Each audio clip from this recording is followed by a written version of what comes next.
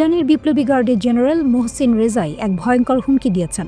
তিনি সরাসরি মার্কিন প্রেসিডেন্ট ডোনাল্ড ট্রাম্পকে লক্ষ্য করে বলেছেন, ট্রাম্প বলেছেন তার হাত পিস্তলের ট্রিগারে, আমরা তার হাত এবং আঙুল কেটে ফেলব। প্রকাশ্যে তিনি এই হুমকি দিয়েছেন। জেনারেল রেজাই আরও বলেন, যদি যুক্তরাষ্ট্র হামলা চালায়, ইরান তখন পর্যন্ত কোনো যুদ্ধবিরতি মেনে নেবে না যতক্ষণ না তার লক্ষ্য পূর্ণ হয়। তিনি স্পষ্ট করে বলেন, যদি যুদ্ধ এগোতে থাকে, যুদ্ধবিরতি নিয়ে কোনো আলোচনা হবে না। ট্রাম্পকে সতর্ক করে তিনি যোগ করেছেন, আমরা যা সংযম এবং কৌশল দেখেছি, আপনি তো উপেক্ষা করছেন। এখনই থামুন, পিছিয়ে যান, না হলে মধ্যপ্রাচ্যে আপনার কোনো ঘাঁটি নিরাপদ থাকবে না। এই হুমকির পর কিছুটা শিথিল হয়েছে উত্তেজনা। মধ্যপ্রাচ্যের উপসাগরীয় দেশগুলো সৌদি আরব, কাতার এবং ওমান যুক্তরাষ্ট্রের প্রেসিডেন্ট ট্রাম্পকে শান্ত থাকার পরামর্শ দিয়েছে। পাকিস্তানে নিযুক্ত ইরানের রাষ্ট্রদূতও জানিয়েছেন, ট্রাম্প নিজে ইরানকে বলেছেন যে তার কোনো হামলার পরিকল্পনা নেই। তবে ইরান সরকার এই আশ্বাস পুরোপুরি বিশ্বাস করছে না, কারণ গত বছরের পারমাণবিক আলোচনা চলাকালীন যুক্তরাষ্ট্র ও ইসরায়েল ইরানে হামলা চালিয়েছিল। ইরান ইসরায়েলের নেতাদের মধ্যে যোগাযোগেও দেখা দিয়েছে নতুন পর্ব। রাশিয়ার প্রেসিডেন্ট ভ্লাদিমির পুতিন জানুয়ারিতে ইসরায়েলের প্রধানমন্ত্রী বেনিয়ামিন নেতানিয়াহু ও ইরানের প্রেসিডেন্ট মাসুদ পেজেশকিয়ানের সঙ্গে ফোনে কথা বলেছেন। ক্রেমলিন জানিয়েছে, পুতিন মধ্যপ্রাচ্যে সামরিক সংঘাতের আশঙ্কা দেখে উত্তেজনা কমানোর জন্য মধ্যস্থতার প্রস্তাব দিয়েছেন। ক্রেমলিনের মুখপাত্র দিমিত্রি পেসকভ বলেন, এই অঞ্চলের পরিস্থিতি অত্যন্ত সংকটাপন্ন। প্রেসিডেন্ট পুতিন উত্তেজনা হ্রাসে মধ্যস্থতার প্রচেষ্টা চালাচ্ছেন। ফোন কলে পুতিন ইরান এবং ইসরায়েলের মধ্যে কৌশলগত অংশীদারিত্ব আরও শক্তিশালী করার প্রতিশ্রুতি দিয়েছেন। অন্যদিকে ইরানের প্রেসিডেন্টের দপ্তর জানিয়েছে, পেজেশকিয়ান রাশিয়ার জন্য জাতিসংঘে ইরানের সমর্থনের প্রশংসা করেছেন। ইরান রাশিয়ার একজন কৌশলগত অংশীদার হিসেবে বিবেচিত, তাই যে কোনো সংঘাত যা ইরানের প্রো মস্কো নেতৃত্বকে হুমকির মুখে ফেলতে পারে তার বিষয়ে রাশিয়া সতর্ক।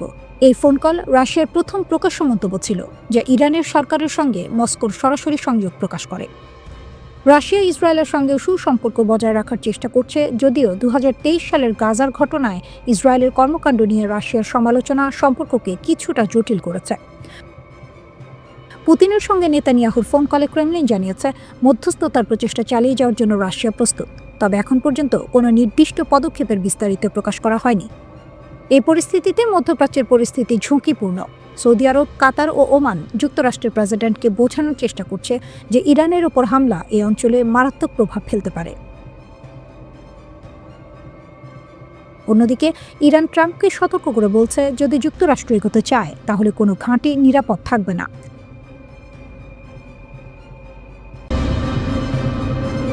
মধ্যপ্রাচ্য যেন বারুদের স্তূপ, একটু হাওয়া লাগলেই বিস্ফোরণ।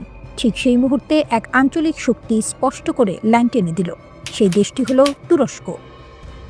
ইরানকে ঘিরে যখন উত্তেজনা চরমে, যুক্তরাষ্ট্রের প্রেসিডেন্ট ডোনাল্ড ট্রাম্প প্রকাশ্যে ইরানের বিক্ষোভকারীদের সমর্থন জানাচ্ছেন, তখন তুরস্ক বলছে, ইরানের বিরুদ্ধে কোনো সামরিক অভিযান আমরা সমর্থন করি না, একদমই না। তুরস্কের পররাষ্ট্রমন্ত্রী হাকান ফিদান সরাসরি সতর্ক করে বলেছেন, শক্তি ব্যবহার করলে সংকট কমবে না, বরং আরও গভীর হবে। তার ভাষায়, ইরানের সমস্যার সমাধান ইরানের ভেতর থেকেই আসতে হবে, বাইরে থেকে বোমা বা হুমকি দিয়ে নয়। ইরানে যদি বাইরের শক্তি সামরিক হস্তক্ষেপ করে, তাহলে কি হবে? তুরস্ক বলছে, পুরো অঞ্চলটাই অস্থিতিশীল হয়ে পড়বে। হাকান ফিদান পরিষ্কার করে বলেছেন, আমরা চাই সমস্যার সমাধান হোক সংলাপের মাধ্যমে। ইরানে ব্যাপক অস্থিরতা হলে সেটা এই অঞ্চলের সহ্য ক্ষমতার বাইরে চলে যাবে, তাই আমরা কূটনৈতিক চেষ্টা চালিয়ে যাব। যুক্তরাষ্ট্র ও ইরান মধ্যস্থতাকারী হোক বা সরাসরি আলোচনায় নিজেদের মধ্যে বিষয়টা মেটা। এই বক্তব্যটা খুব গুরুত্বপূর্ণ, কারণ তুরস্ক শুধু মুখে মুখে নয়, বাস্তব কূটনীতিতেও মধ্যস্থতার ভূমিকা নিতে চায়। অন্যদিকে তেহরানও চুপ নেই। ইরানের পররাষ্ট্রমন্ত্রী আব্বাস আরাকচি জাতিসংঘে চিঠি দিয়ে বলেছেন, ইরানের অভ্যন্তরীণ বিষয়ে যে কোনো বিদেশি হস্তক্ষেপ তারা প্রত্যাখ্যান করে। তার দাবি, শান্তিপূর্ণ বিক্ষোভকে বাইরে থেকে নাশকতার দিকে ঠেলে দেওয়া হচ্ছে। তিনি যুক্তরাষ্ট্রের মানবাধিকার বিষয়ক বক্তব্যেরও কড়া সমালোচনা করেছেন। ইরানের বার্তা স্পষ্ট, দেশের সার্বভৌমত্ব ও সীমান্ত রক্ষায় তারা কোনো ছাড় দেবে না। এই উত্তেজনার মধ্যেই আরেকটি নীরব কিন্তু গুরুত্বপূর্ণ ঘটনা ঘটেছে। একসময় চরম প্রতিদ্বন্দ্বী ইরান ও সৌদি আরব আঞ্চলিক নিরাপত্তা নিয়ে আলোচনা করছে। দুই দেশের পররাষ্ট্রমন্ত্রীদের বৈঠক ইঙ্গিত দিচ্ছে, মধ্যপ্রাচ্যের রাজনীতিতে নতুন সমীকরণ তৈরি হচ্ছে। চীন প্রকাশ্যে যুক্তরাষ্ট্রের সমালোচনা করেছে। বেজিং বলছে, কোনো দেশের অভ্যন্তরীণ বিষয়ে হস্তক্ষেপ আন্তর্জাতিক আইনের লঙ্ঘন। তাদের মতে, জাতিসংঘ সনদের ভিত্তিতে গড়া আন্তর্জাতিক আইনই বৈশ্বিক ব্যবস্থার মূল স্তম্ভ। শক্তিধর দেশগুলো যদি এই আইন মানতে ব্যর্থ হয়, তাহলে পৃথিবী আবার জঙ্গলের আইনে ফিরে যাবে। রাশিয়াও একই সুরে কথা বলছে। রুশ পররাষ্ট্রমন্ত্রী সের্গেই ল্যাভরভ বলেছেন, যুক্তরাষ্ট্র নিজেরাই যে আন্তর্জাতিক ব্যবস্থা গড়েছিল এখন তারাই সেটাকে ভেঙে ফেলছে। তিনি স্পষ্ট করে জানিয়েছেন, ইরান ও রাশিয়ার সম্পর্ক কোনো তৃতীয় পক্ষ ভাঙতে পারবে না। বুশেহর পারমাণবিক বিদ্যুৎ কেন্দ্র থেকে শুরু করে উত্তর দক্ষিণ করিডোর এই সহযোগিতা দীর্ঘমেয়াদী। এই মুহূর্তে তুরস্ক, চীন, রাশিয়া 3 দেশই বলছে যুদ্ধ নয়, সংলাপই শেষ রাস্তা। কিন্তু ইতিহাস বলে উত্তেজনার সময় সবচেয়ে কঠিন কাজটাই হলো শান্ত থাকা। এদিকে ইরানে হামলার হুমকির মধ্যে মধ্যপ্রাচ্যে বিমানবাহী রণতরী পাঠাচ্ছে যুক্তরাষ্ট্র। মার্কিন প্রতিরক্ষা দপ্তর পেন্টাগনের নির্দেশে বিমানবাহী রণতরী USS আব্রাহাম লিঙ্কন এবং এর সঙ্গে থাকা স্ট্রাইক গ্রুপ দক্ষিণ চীন সাগর থেকে মধ্যপ্রাচ্যের দিকে যাত্রা শুরু করেছে। যুক্তরাষ্ট্র এর সম্প্রচার মাধ্যম নিউজ নেশনের এক প্রতিবেদনে এই কথা বলা হয়েছে। ভেনেজুয়েলায় অভিযানের কারণে বর্তমানে মধ্যপ্রাচ্য বা ইউরোপে যুক্তরাষ্ট্রের বিমানবাহী কোনো রণতরী মোতায়েন নেই। এমন সময়ে যুক্তরাষ্ট্র মধ্যপ্রাচ্যে বিমানবাহী রণতরী পাঠাচ্ছে। ওয়াল স্ট্রিট জার্নালের প্রতিবেদনে বলা হয়েছে, বর্তমানে ক্যারিবীয় অঞ্চলে যুক্তরাষ্ট্রের 12টি যুদ্ধজাহাজ মোতায়েন করা হয়েছে, আর বর্তমানে মধ্যপ্রাচ্যে দেশটির যুদ্ধজাহাজ রয়েছে 6টি। ইরান এখন রুদ্ধশ্বাস এক সন্ধিক্ষণে দাঁড়িয়ে। রাস্তায় আগুন, স্লোগান, ভাঙচুর। আবার সেই রাস্তাতেই বিপরীত চিত্র, হাজার হাজার মানুষ রাষ্ট্রের পতাকা হাতে নেমে এসেছে সরকার ও সর্বোচ্চ নেতার পক্ষে। দেশ জুড়ে চলমান বিক্ষোভের মধ্যে ইরান কার্যত 2 ধারায় বিভক্ত। সরকারপন্থী সমাবেশে অংশ নেওয়া অনেকেই বলছেন তারা শুরুতে বিক্ষোভী ছিলেন, কিন্তু পরিস্থিতি যখন নিয়ন্ত্রণের বাইরে যেতে শুরু করে তখন তারা সরে দাঁড়ান। তাদের ভাষায় এটা আর প্রতিবাদ নেই, এটা বিশৃঙ্খলা। সেই বিশৃঙ্খলার মুখে তারা নিজেদের দায়িত্ব মনে করছেন দেশকে রক্ষা করা। রাষ্ট্রীয় টেলিভিশনে সম্প্রচারিত ভিডিওতে দেখা যায় তেহরান সহ একাধিক শহরে বিশাল জনসমাবেশ, মানুষ হাতে ইরানের পতাকা, সর্বোচ্চ নেতার ছবি, স্লোগানে মুখর রাজপথ, নেতৃত্বের প্রতি আনুগত্যের ঘোষণা। শক্ত অবস্থানে রাষ্ট্রযন্ত্র ও তার সমর্থকরা। এই অভ্যন্তরীণ উত্তেজনার মধ্যেই আন্তর্জাতিক মাত্রা যোগ করেছে ওয়াশিংটন। মার্কিন প্রেসিডেন্ট ডোনাল্ড ট্রাম্প প্রকাশ্যে হুঁশিয়ারি দিয়েছেন, বিক্ষোভকারীদের ক্ষতি হলে যুক্তরাষ্ট্র কঠোর প্রতিক্রিয়া দেখাবে। তিনি দাবি করেছেন, পরিস্থিতি খুব কাছ থেকে পর্যবেক্ষণ করা হচ্ছে। এর আগেও ট্রাম্প ইঙ্গিত দিয়েছিলেন, সহিংসতা বাড়লে যুক্তরাষ্ট্র বিক্ষোভকারীদের পাশে দাঁড়াতে পারে। ইরান এই অভিযোগ সরাসরি নাকচ করেছে। দেশটির পররাষ্ট্রমন্ত্রী আব্বাস আরাকচি অভিযোগ তুলেছেন, যুক্তরাষ্ট্র ও ইসরায়েল এই অস্থিরতার পেছনে জড়িত। তার দাবি, শান্তিপূর্ণ আন্দোলনকে সহিংসতার দিকে ঠেলে দেওয়ার চেষ্টা চলছে। একই সুরে কথা বলেছেন প্রভাবশালী রাজনীতিক আলী লারিজানিও। তাদের বক্তব্য, ভিতরের দুর্বলতাকে কাজে লাগিয়ে দেশকে অস্থিতিশীল করার চেষ্টা হচ্ছে। সর্বোচ্চ নেতা আয়াতুল্লাহ আলী খামেনি এক বিরল ভাষণে কঠোর অবস্থান স্পষ্ট করেছেন। তিনি বলেছেন, রাষ্ট্র ধ্বংসের চেষ্টা সহ্য করা হবে না। তার ভাষায়, ইসলামী প্রজাতন্ত্র ত্যাগের উপর দাঁড়িয়ে আছে এবং প্রয়োজন হলে নিজেকে রক্ষায় শক্তি প্রয়োগ করবে। সরকারি সূত্র জানায়, নিরাপত্তা বাহিনী ইতোমধ্যে ব্যাপক ধরপাকড় শুরু করেছে। শত শত মানুষ আটক, বিপুল অস্ত্র উদ্ধারের দাবিও করা হয়েছে। এই পরিস্থিতিতে ট্রাম্পের একটি সামাজিক যোগাযোগ মাধ্যম পোস্ট নতুন করে উত্তেজনা বাড়িয়েছে। সেখানে তিনি লিখেছেন, ইরান হয়তো আগে কখনো এত কাছ থেকে স্বাধীনতাকে দেখেনি। তিনি বলেন, যুক্তরাষ্ট্র সাহায্য করতে প্রস্তুত। কী ধরনের সাহায্য তা স্পষ্ট নয়, কিন্তু তেহরানের কাছে এটি স্পষ্ট বার্তা, বিদেশি হস্তক্ষেপের ইঙ্গিত। বিক্ষোভ যখন টানা 2য় সপ্তাহে, তখন সর্বোচ্চ নেতা সরাসরি ট্রাম্পকে আক্রমণ করেছেন। তিনি তাকে অহংকারী আখ্যা দিয়ে বলেছেন, তার হাতে ইরানিদের রক্ত লেগে আছে। তিনি সতর্ক করেন, ইতিহাস বলে ক্ষমতার শীর্ষেই অনেক শাসকের পতন ঘটে। ইরানের রাষ্ট্রীয় গণমাধ্যমে দাবি করা হচ্ছে, বিদেশি শক্তির মদদে পরিকল্পিত অস্থিরতা তৈরি করা হয়েছে। তাসনিম নিউজ জানিয়েছে, 200 জনের বেশি সন্ত্রাসী সংগঠক আটক হয়েছে। গ্রেনেড থেকে শুরু করে আগ্নেয়াস্ত্র, বড় ধরনের অস্ত্রভাণ্ডার উদ্ধারের কথাও বলা হয়েছে। এর ফলে বিক্ষোভের তীব্রতা কমেছে। IRGC-কে সর্বোচ্চ সতর্কতায় রাখা হয়েছে। সাধারণ সেনাবাহিনীর বদলে এই বাহিনীর ওপরই ভরসা করছেন সর্বোচ্চ নেতা, কারণ তাদের আনুগত্য প্রশ্নাতীত। একই সঙ্গে সক্রিয় করা হয়েছে ভূগর্ভস্থ ক্ষেপণাস্ত্র ঘাঁটি। বার্তা স্পষ্ট, ইরান প্রস্তুত 2 দিকেই। ভিতরের একদিকেই সর্বনাশ।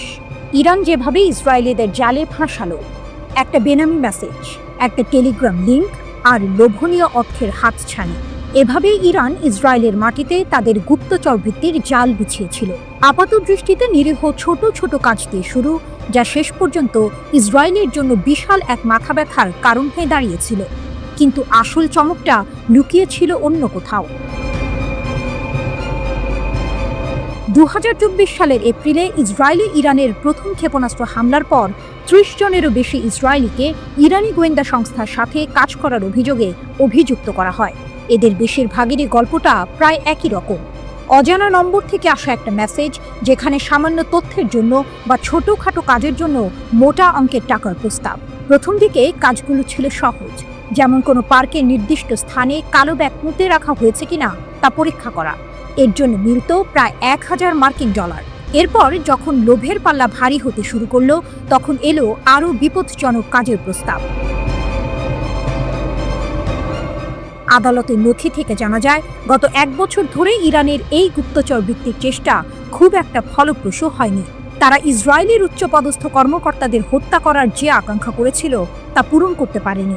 তবে তাদের কৌশল ছিল মারাত্মক কার্যকর।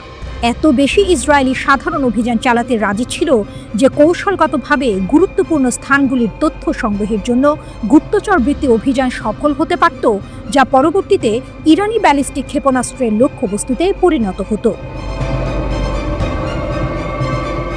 যোগাযোগের পদ্ধতি ছিল বেশ সহজবোধ্য। একটি টেক্সট মেসেজ, যার প্রেরক নিজেকে সংবাদ সংস্থা হিসেবে পরিচয় দিত। মেসেজে প্রায়শই যুদ্ধ সম্পর্কিত তথ্য চাওয়া হতো এবং বলা হতো, আমরা তা কিনতে প্রস্তুত।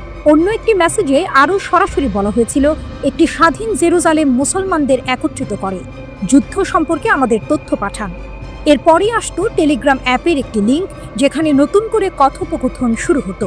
মজার বিষয় হলো, এই কথোপকথনে ইসরায়েলি নাম ব্যবহার করা হতো এবং সহজ কাজের বিনিময়ে অর্থের প্রস্তাব দেওয়া হতো। যদি কেউ আগ্রহ দেখাতো, তাহলে তাদের পেপ্যাল বা ক্রিপ্টোকারেন্সির মাধ্যমে টাকা নেওয়ার জন্য একটি অ্যাপ সেট আপ করার পরামর্শ দেওয়া হতো। 29 সেপ্টেম্বর গ্রেপ্তার হওয়া এক সন্দেহভাজনের ঘটনা ছিল চমকপ্রদ। তাকে একটি পার্কে গিয়ে একটি কালো ব্যাগ পুঁতে রাখা হয়েছে কিনা তা পরীক্ষা করতে বলা হয়েছিল। ব্যাগটি ছিল না, কিন্তু নিয়োগকারী একটি ভিডিও পাঠিয়ে তা প্রমাণ করেছিল এবং তাকে $1000 দেওয়া হয়েছিল। এরপর তাকে লিফলেট বিতরণ, পোস্টার লাগানো বা গ্রাফিতি স্প্রে করার মতো কাজ দেওয়া হয়েছিল, যার বেশিরভাগই ছিল ইসরায়েলি প্রধানমন্ত্রী বেনিয়ামিন নেতানিয়াহুর বিরুদ্ধে অবমাননাকর স্লোগান। এরপর এলো আরও সংবেদনশীল কাজ, ছবি তোলা। আজারবাইজান বংশোদ্ভূত এক ইসরায়েলিকে দেশের বিভিন্ন স্পর্শকাতর স্থাপনার ছবি তোলার জন্য ভাড়া করা হয়েছিল। এমনকি এই কাজকে সে পারিবারিক ব্যবসায় পরিণত করেছিল। সে তার আত্মীয়দের হাইফা বন্দরের সুবিধাগুলোর ছবি তুলতে সাহায্য করেছিল, যা পরে ইরানি ক্ষেপণাস্ত্রের আঘাতে ক্ষতিগ্রস্ত হয়। 72 বছর বয়সী মরতে চাই মতি মামান এর ঘটনাটি ছিল আরও নাটকীয়। তার অর্থের প্রয়োজন ছিল এবং তুরস্কের 2 ব্যবসায়ী ভাইয়ের মাধ্যমে তার পরিচয় হয় এডি নামের এক ইরানি ব্যবসায়ীর সাথে। এডি শুকনো ফল এবং মশলা আমদানি করত। মামানকে সাইপ্রাস হয়ে সামান্দাগে উড়ে যেতে বলা হয়। এরপর তাকে তুরস্কের ইউকসেকোভা শহরে নিয়ে যাওয়া হয়, যেখানে সে একটি হোটেলে ছিল। এডি মামানকে জানায় যে ইসরায়েলিদের ইরানে পাচার করার একটি উপায় আছে। মামান রাজি হয় এবং একটি ট্রাকে লুকিয়ে ইরানে প্রবেশ করে। সেখানে এডি এবং একজন দ্বিতীয় ইরানি কর্মকর্তা মামানের সাথে একটি বিলাসবহুল হোটেলে দেখা করে এবং 3টি কাজের জন্য তাকে $1000 প্রস্তাব দেয়। ইসরায়েলের নির্দিষ্ট স্থানে টাকা বা বন্দুক রেখে আসা, জনাকীর্ণ স্থানের ছবি তোলা এবং অন্যান্য এজেন্টদের হুমকি দেয়া, যারা শত্রুতাপূর্ণ মিশন পরিচালনার জন্য ইরান থেকে তহবিল পেয়েছিল, কিন্তু আসলে তাদের মিশন সম্পাদন করেনি।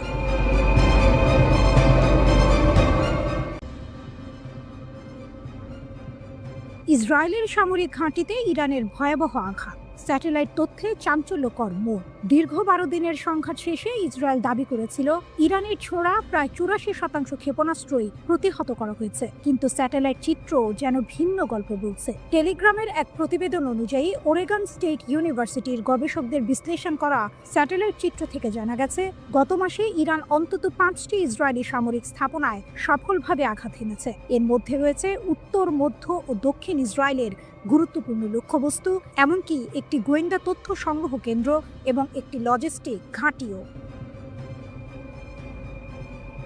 রাডার স্যাটেলাইট ডেটা, লুকানো সত্যের উন্মোচন। এক চাঞ্চল্যকর তথ্য উঠে এসেছে রাডার স্যাটেলাইট ডেটার ভিত্তিতে। এই ডেটা ক্ষেপণাস্ত্র হামলার সাথে সামঞ্জস্যপূর্ণ বিস্ফোরণের ক্ষয়ক্ষতি স্পষ্টভাবে চিহ্নিত করেছে। ইসরায়েলি সামরিক বাহিনী কঠোর সেন্সরশিপ আইনের কারণে এই হামলার তথ্য আগে প্রকাশ করেনি। এমনকি যোগাযোগ করা হলে ইসরায়েলি সেনাবাহিনী এই বিষয়ে কোনো মন্তব্য করতে অস্বীকৃতি জানিয়েছে। ইসরায়েলি সামরিক সেন্সরশিপ আইন সক্রিয় সংঘাতের সময় সংবেদনশীল নিরাপত্তা তথ্য প্রকাশে কঠোর বিধিনিষেধ আরোপ করে, যা এই গোপনীয়তার মূল কারণ।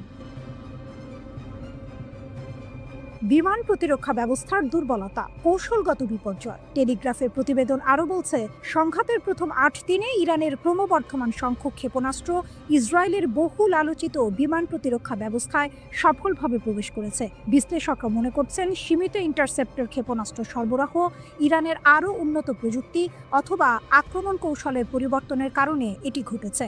ইরান ইসরায়েলের বিমান প্রতিরক্ষা ব্যবস্থাকে পরাজিত করার জন্য এক অভিনব কৌশল ব্যবহার করেছে, সমন্বিত ড্রোন এবং ক্ষেপণাস্ত্র হামলা। এই কৌশল অনুযায়ী আত্মঘাতী ড্রোনগুলো প্রথমে নিক্ষেপ করা হয়, যা ইসরায়েলি প্রতিরক্ষা ব্যবস্থাকে ব্যস্ত ও বিভ্রান্ত করে তোলে। যখন প্রতিরক্ষা ব্যবস্থা ড্রোনগুলোকে প্রতিহত করতে ব্যস্ত থাকে, তখন মূল ক্ষেপণাস্ত্রগুলো সফলভাবে লক্ষ্যবস্তুতে আঘাত হানে। নাম প্রকাশ না করার শর্তে টেলিগ্রাফকে একজন জ্যেষ্ঠ ইরানি কর্মকর্তা বলেছেন, এই ড্রোন ব্যবহার ছিল ইসরায়েলি প্রতিরক্ষা ব্যবস্থাকে পরাস্ত করার একটি ইচ্ছাকৃত কৌশল। ড্রোন নিক্ষেপের মূল লক্ষ্য হল তাদের সিস্টেমগুলোকে ব্যস্ত রাখা, ওই কর্মকর্তা বলেন। সংঘাতের অপ্রত্যাশিত বাঁক, ইরানের প্রতিশোধ ও মার্কিন যুক্তরাষ্ট্রের হস্তক্ষেপ। 13ই জুন ইসরায়েলি সরকার ইরানের বিরুদ্ধে বেআইনি আগ্রাসন শুরু করে, যার ফলে অনেক জ্যেষ্ঠ কমান্ডার, পারমাণবিক বিজ্ঞানী এবং সাধারণ নাগরিক নিহত হন। এর প্রতিক্রিয়ায় ইরান 24 ঘন্টারও কম সময়ের মধ্যে ক্ষেপণাস্ত্র ও ড্রোন হামলা চালিয়ে প্রতিশোধ নেয়। এরপর ট্রু প্রমিস 3 এর অধীনে ধারাবাহিক প্রতিশোধমূলক অভিযান চালানো হয়। যুদ্ধ আরও তীব্র হয় যখন 22 জুন মার্কিন যুক্তরাষ্ট্র ইসরায়েলের পক্ষে যুদ্ধে প্রবেশ করে। মার্কিন বোমারু বিমান আন্তর্জাতিক আইন লঙ্ঘন করে 3টি ইরানি পারমাণবিক স্থাপনায় আঘাত হানে। এর জবাবে ইরান আত্মরক্ষার জন্য কাতারের আল উদেইদ বিমান ঘাঁটিতে ক্ষেপণাস্ত্র হামলা চালায়, যা পশ্চিম এশিয়ার বৃহত্তম মার্কিন সামরিক বিমান ঘাঁটি। অবশেষে যুদ্ধবিধ্বস্ত ইসরায়েলি সরকার 24 জুন একতরফাভাবে একটি যুদ্ধবিরতি চুক্তি মেনে নিতে বাধ্য হয়।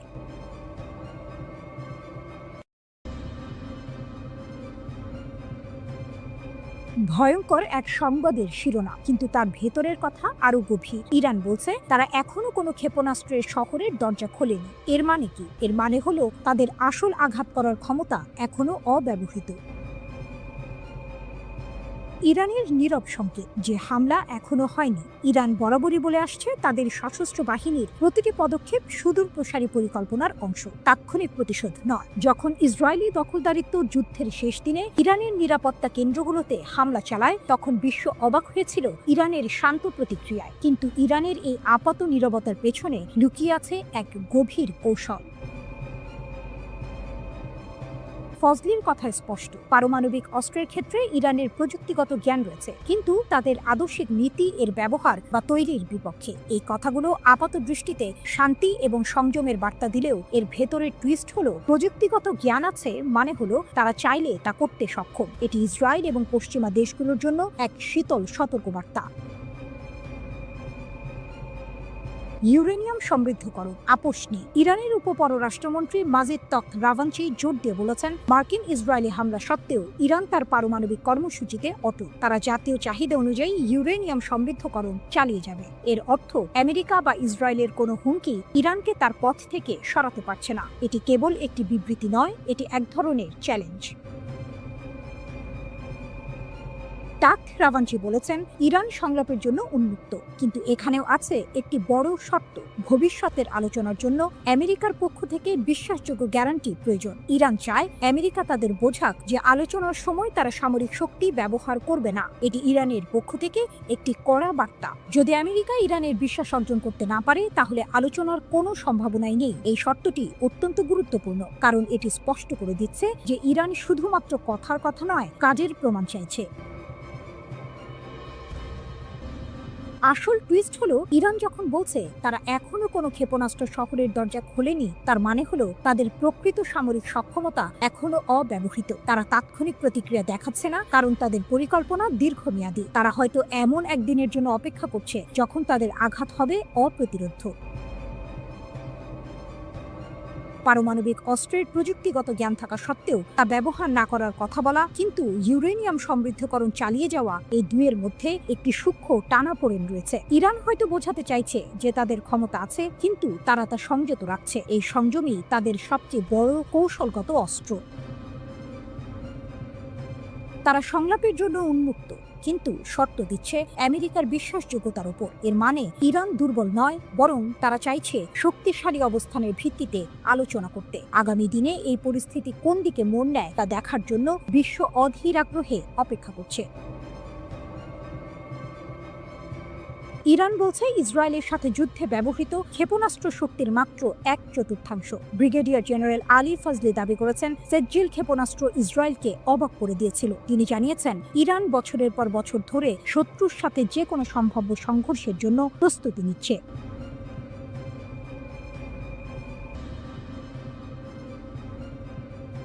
ইসরায়েলের কপালে চিন্তার ভাঁজ। ইরান নাকি এবার ধ্বংসাত্মক আর অভূতপূর্ব জবাব দেবে। ইরানের নতুন হুঁশিয়ারি। ইসরায়েলের কপালে কি আছে? মধ্যপ্রাচ্যের রাজনীতিতে আবারও উত্তাপ ছড়িয়েছে। ইরানের শীর্ষ সামরিক কর্মকর্তারা ইসরায়েলের বিরুদ্ধে কড়া হুঁশিয়ারি দিয়েছেন। ভবিষ্যতে কোনো আগ্রাসন চালালে ইরান নাকি জোরালোভাবে লড়াই করবে। তাদের কথা শুনে মনে হচ্ছে এবার পরিস্থিতি আরও গুরুতর হতে চলেছে। ইরানের শীর্ষ সামরিক কমান্ডার মেজর জেনারেল আমির হাতামি জোর দিয়ে বলেছেন যে ইরানের সেনাবাহিনী যে কোনো আগ্রাসনের বিরুদ্ধে কঠিন লড়াই করবে এবং নিজেদের সার্বভৌমত্ব রক্ষা করবে। তিনি গর্ব করে বলেছেন, ইসরায়েলি আগ্রাসনের বিরুদ্ধে ইরানের বিমান প্রতিরক্ষা সফলভাবে প্রতিরোধ করেছে। এমনকি তিনি দাবি করেছেন, ইরানি জনগণ এবং সশস্ত্র বাহিনী আক্রমণের মুখে ঐক্যবদ্ধ ছিল এবং তাদের লক্ষ্য থেকে কখনো পিছপা হয়নি। এই দাবি যদি সত্যি হয়, তাহলে ইসরায়েলের জন্য এটা একটা বড় দুশ্চিন্তার কারণ হতে পারে।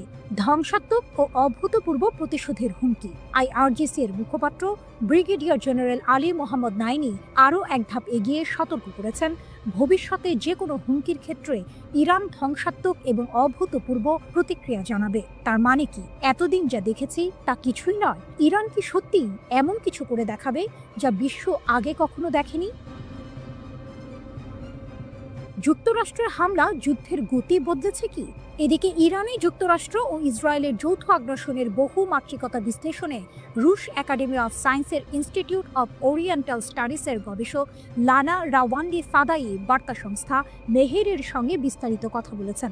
রুশ বিশ্লেষকের মতে, পারমাণবিক স্থাপনায় মার্কিন হামলা ছিল মূলত সাজানো নাটক। পশ্চিমা মিডিয়ায় তা রীতিমতো ন্যায়কোচিতভাবে স্থাপিত হয়, তবে বাস্তবে এর সামরিক রাজনৈতিক প্রভাব তেমন ছিল না। এটি ছিল হয়তো একটি থিয়েট্রিক্যাল গ্র্যান্ড ফিনালে, যা সংঘাত গরম হয়ে ওঠার আগে একটি সুন্দর সমাপ্তি এনে দেয়। শেষ পর্যন্ত উভয় পক্ষ যুদ্ধবিরতিতে সম্মত হলো কেন? রাওয়ান্দি বলেন, হামলা পাল্টা হামলায় উভয় পক্ষই প্রচণ্ড ক্ষতিগ্রস্ত হচ্ছিল। ইসরায়েল মার্কিন সহায়তায় আকাশ প্রতিরক্ষা বজায় রাখলেও ইরানের ক্ষেপণাস্ত্র হামলা প্রতিহত করা যাচ্ছিল না। তাদের ক্ষেপণাস্ত্র ও সামরিক সরঞ্জামের ঘাটতি ক্রমেই স্পষ্ট হচ্ছিল। এর মাঝে ইরানের হরমুজ প্রণালী বন্ধের হুমকি ও ইয়েমেনি হুথিদের যুক্তরাষ্ট্রের বিরুদ্ধে চুক্তি বাতিল যুদ্ধকে আরও বিস্তৃত করে ফেলতে পারত। এই ঝুঁকি ট্রাম্প প্রশাসনকে একটি দ্রুত সমাপ্তি চাওয়ার দিকে ঠেলে দেয়। এছাড়া রাশিয়া, চীন, কাতার, তুরস্ক, আজারবাইজান সহ একাধিক দেশ কূটনৈতিক চাপ সৃষ্টি করে। ইরানের প্রতিশোধমূলক ক্ষেপণাস্ত্র হামলায় তেল আবিবের দক্ষিণে রিহোবেজ শহরে ইসরায়েলের বিখ্যাত সামরিক সংশ্লিষ্ট গবেষণাগার ভাইসমান ইনস্টিটিউট অফ সায়েন্স পুরোপুরি ধ্বংস হয়ে গেছে। ইরানের সরকারি টেলিভিশন চ্যানেল প্রেস টিভির এক প্রতিবেদনে এর বিস্তারিত তুলে ধরা হয়েছে। এতে বলা হয়েছে, সামরিক শিল্প কমপ্লেক্সের সঙ্গে নিবিড়ভাবে যুক্ত ইসরায়েলি শাসন ব্যবস্থার বৈজ্ঞানিক ও সামরিক গবেষণার মূল ভিত্তি হিসেবে গড়ে ওঠা এই প্রতিষ্ঠানটি এখন কার্যত অচল ও বিধ্বস্ত। ইসরায়েলি সংবাদ মাধ্যমের তথ্য অনুসারে ইরানের সুনির্দিষ্ট এই হামলাকে ভুল করে আক্রমণ হিসেবে দেখা হচ্ছে না, বরং এর লক্ষ্য ছিল পদার্থবিদ্যা, বায়োটেকনোলজি ও কৃত্রিম বুদ্ধিমত্তা সহ সামরিক গবেষণার গুরুত্বপূর্ণ এই কেন্দ্রটিকে গুঁড়িয়ে দেয়া।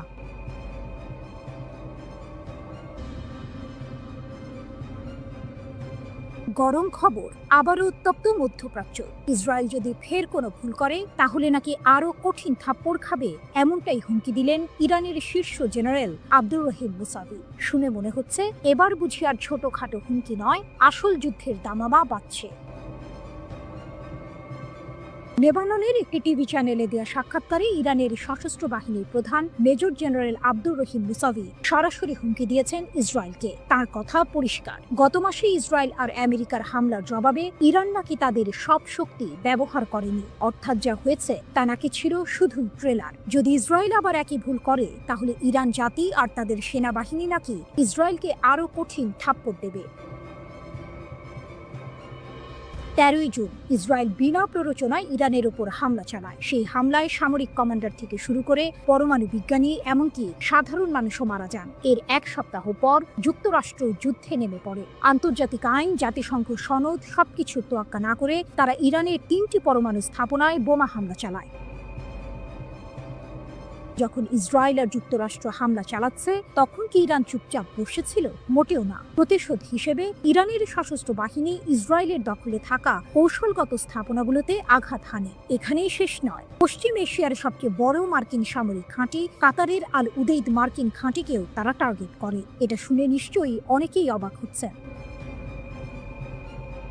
ইরান এতদিন ধরে শুধু হুমকি দিয়ে আসছিল, কিন্তু এবার তারা সরাসরি পাল্টা হামলা চালিয়েছে। 24 জুন ইরান সফলভাবে প্রতিশোধমূলক অভিযান চালিয়ে ইসরায়েল এবং যুক্তরাষ্ট্রের হামলা বন্ধ করতে সক্ষম হয়। শীর্ষ জেনারেলের দাবি, ইসরায়েল নাকি যুদ্ধবিরতির জন্য অনুরোধ করতে বাধ্য হয়েছিল যাতে তারা নিজেদের গুছিয়ে নিতে পারে। এই তথ্য যদি সত্যি হয় তাহলে পরিস্থিতি কিন্তু আরো ঘোলাটে, কারণ এতদিন আমরা যা জেনে এসেছিলাম তার চেয়ে আসল চিত্রটি হয়তো আরো ভিন্ন।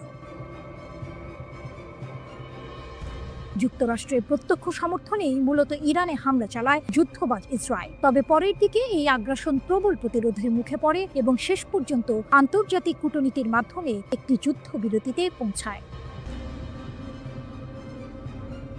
অপ্রকাশিত ক্ষমতা ও নতুন পর্যায়। মেজর জেনারেল মুসাভি আরও সতর্ক করেছেন, যদি যুদ্ধ দীর্ঘায়িত হয় এবং একটি নতুন পর্যায়ে প্রবেশ করে তাহলে ইসরায়েল নাকি ইরানের এমন ক্ষমতা দেখতে পাবে যা এখনো কাজে লাগানো হয়নি, অর্থাৎ ইরান নাকি তাদের আসল শক্তি এখনো দেখায়নি। তিনি এটাও বলেছেন, বছরের পর বছর ধরে ইসরায়েল আর তাদের সমর্থকরা ইরানের ওপর আঘাত হানার জন্য শক্তি সঞ্চয় করে আসছে। তাদের উদ্দেশ্য হলো পরমাণু ইস্যুকে অজুহাত হিসেবে ব্যবহার করে ইরানকে বিভক্ত করা, কিন্তু ইরান তাদের মৌলিক নীতি থেকে কখনো সরে আসবে না, যার মধ্যে ফিলিস্তিন ও তাদের জনগণের প্রতি সমর্থনও রয়েছে। তাহলে কি ইসরায়েল আর ইরান আবারও একটি বড় যুদ্ধের দিকে এগোচ্ছে?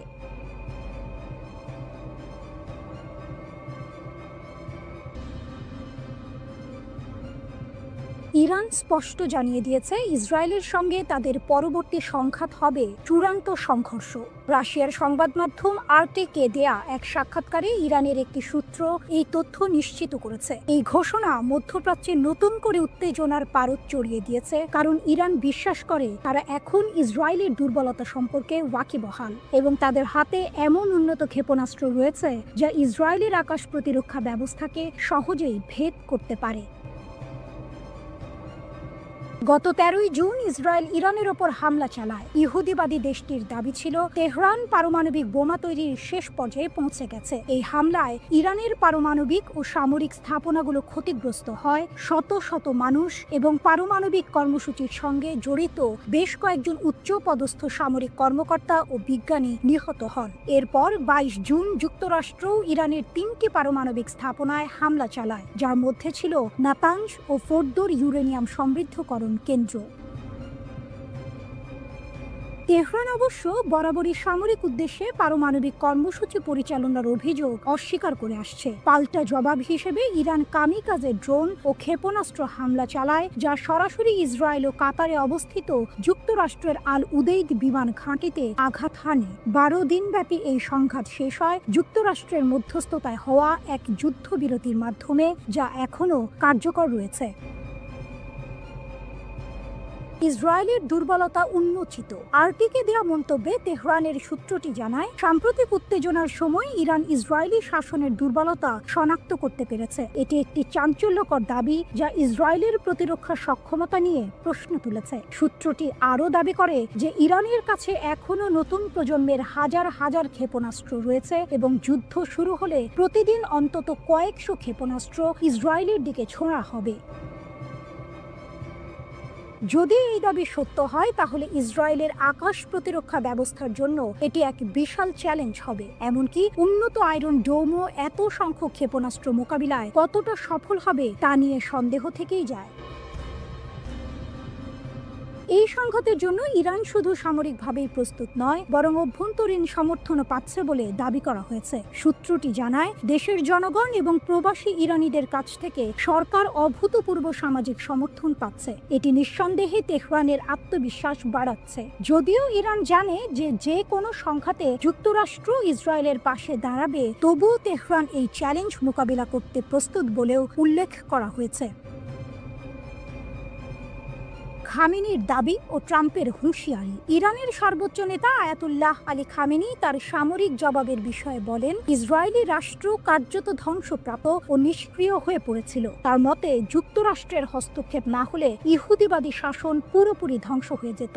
এটি ইরানের পক্ষ থেকে একটি বড় সড় দাবি, যা ইসরায়েলের সামরিক সক্ষমতা নিয়ে গুরুতর প্রশ্ন তৈরি করে। অন্যদিকে যুক্তরাষ্ট্রের প্রেসিডেন্ট ডোনাল্ড ট্রাম্প হুঁশিয়ারি দিয়ে বলেছেন, তেহরান যদি পারমাণবিক কর্মসূচি চালিয়ে যায় বলে যুক্তরাষ্ট্র বিশ্বাস করে, তাহলে আরও হামলা চালানো হবে। ইসরায়েলের প্রধানমন্ত্রী বেনিয়ামিন নেতানিয়াহু ইরানের বিরুদ্ধে আরও হামলার সম্ভাবনা উড়িয়ে দেননি।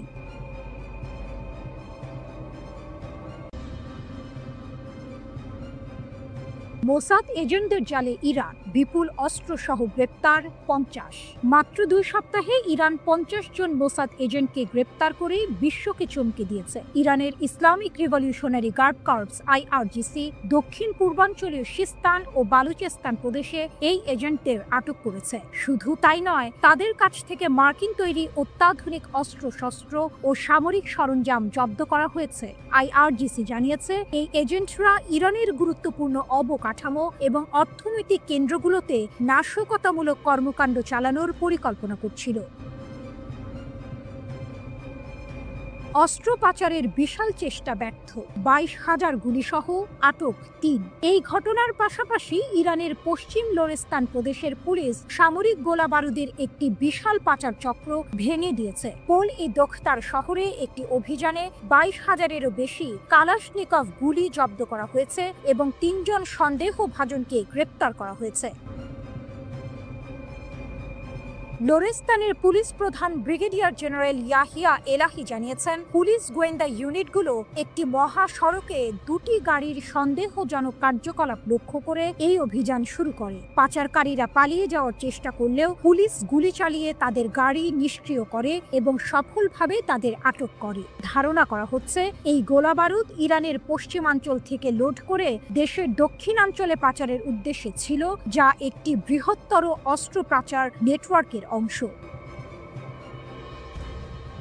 ইসরায়েলের ষড়যন্ত্র নসর, অভ্যন্তরীণ নিরাপত্তা জোরদার। 13 জুন ইরানে ইসরায়েলি হামলার পর থেকে ইরান তাদের অভ্যন্তরীণ নিরাপত্তা জোরদার করেছে এবং বিভিন্ন প্রদেশে গুপ্তচরদের বিরুদ্ধে কঠোর ব্যবস্থা নিচ্ছে। ইরানের বিচার বিভাগের মুখপাত্র আসগর জাহাঙ্গীর ঘোষণা করেছেন, ইসরায়েলি শত্রু ভাবাপন্ন কর্মী এবং গুপ্তচরদের একটি নেটওয়ার্কের মাধ্যমে ইরানের অভ্যন্তরীণ নিরাপত্তাকে ক্ষতিগ্রস্ত করার চেষ্টা করছিল।